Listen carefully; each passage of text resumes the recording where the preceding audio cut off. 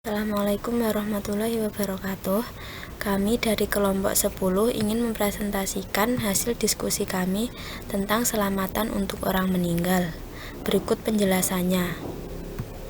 Pokok pembahasan kami adalah: yang pertama, bagaimana teknis selamatan untuk orang meninggal.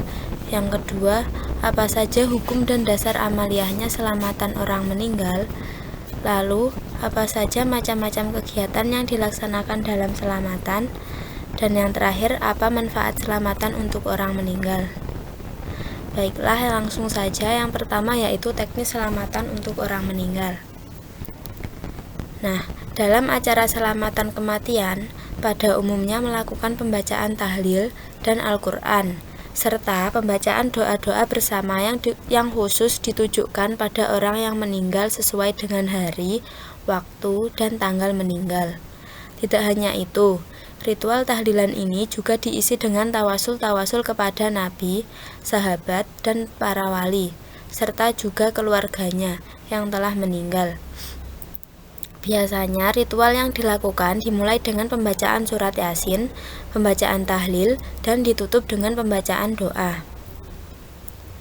Pokok pembahasan selanjutnya yaitu hukum selamatan untuk orang yang meninggal dan dasar amaliyahnya. Hukum mendoakan orang yang sudah meninggal dunia dalam wujud doa bersama setelah pembacaan kalimat thayyibah dan surat Yasin adalah disunahkan. Begitu juga hukum bersedekah, ini dalam wujud selamatannya tersebut, dan bersilaturahmi dalam wujud kumpul bersama di rumah duka. Begitu juga hukum peringatan hari ketiga, 7, 40, 100, setahun, dan 1000, yaitu diperbolehkan. Sebagaimana hadis riwayat Imam Tirmidzi yaitu dari Ibnu Abbas, sesungguhnya ada seorang laki-laki bertanya kepada Rasulullah, "Wahai Rasulullah, sesungguhnya ibuku sudah meninggal dunia.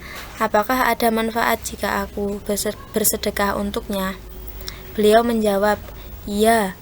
Lalu laki-laki tersebut berkata, "Aku memiliki sebidang tanah, maka aku persaksikan kepadamu bahwa aku akan mensedekahkan kebun tersebut atas nama ibuku." Hadis riwayat Tirmidzi. Selanjutnya yaitu macam-macam kegiatan yang dilaksanakan. Yang pertama adalah geblak. Geblak atau selamatan setelah penguburan. Geblak biasanya disebut ngesur tanah. Ngesur tanah berarti menggeser tanah atau membuat lubang untuk penguburan mayat. Makna sur tanah adalah memindahkan dari alam fana ke alam baka. Selanjutnya, nelung dino atau selamatan setelah 3 hari kematian. Dalam kaitan ini, orang Jawa berkeyakinan bahwa roh orang yang meninggal masih berada di dalam rumah. Namun, roh tersebut sudah tidak ada di tempat tidur lagi. Roh sudah mulai berkeliaran untuk mencari jalan agar dengan mudah meninggalkan rumah dan anggota keluarganya. Selanjutnya yaitu mitung dino atau selamatan setelah 7 hari kematian. Setelah 7 hari kematian, roh mulai keluar dari rumah. Itu sebabnya secara simbolis, ahli waris membukakan genting atau jendela agar sebelum selamatan dimulai, roh yang meninggal dapat keluar dengan lancar dari rumah. Roh yang sudah keluar dari rumah akan berhenti sejenak di pekarangan atau berada di halaman sekitar. Untuk mempermudah perjalanan roh meninggalkan pekarangan, ahli waris membantu dengan acara selamatan dan mendoakannya. Lalu metang puluh dino atau selamatan setelah 40 hari kematian. Selamatan matang puluh dino ini memberi penghormatan kepada roh yang meninggal yang sudah mulai keluar dari pekarangan atau sanjabaning wangon dan akan menuju ke alam kubur. Pada saat ini, roh mulai bergerak sedikit demi sedikit menuju alam kubur. Roh mulai mencari jalan yang lurus dan bersih, yaitu jalan mana yang ketika memberangkatan jenazah sudah disapu. Jika jalannya sudah bersih, maka tidak akan ada aral atau halangan melintang untuk menuju alam kubur. Selanjutnya yaitu nyatus dino atau selamatan setelah 100 hari kematian. Tradisi selamatan nyatus dino dimaksudkan untuk menyempurnakan semua hal yang bersifat badan wadak.